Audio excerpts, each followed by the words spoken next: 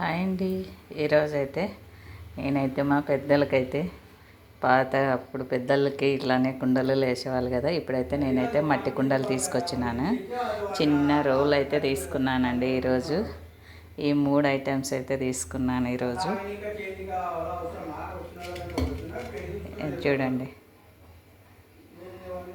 అదైతే బిర్యానీకి, ఇదైతే మటన్ చికెన్ కదండి. ఎలా ఉన్నాయి ఇవైతే వాటర్ పోసి కొంచెం ఉప్పేసి పెట్టినాను. ఇది చేసుకుని మ్యాట్ సరుకులు అండి. డోర్ మ్యాట్ బాగున్నాయి కదా గ్రీన్వి, అందుకే నచ్చి మళ్ళీ తీసుకున్నాను. బాగుంటాయని 2 గ్రీన్వే తీసుకుందామంటే మా సార్ అది తీసుకున్నాడు ఒకటైతే.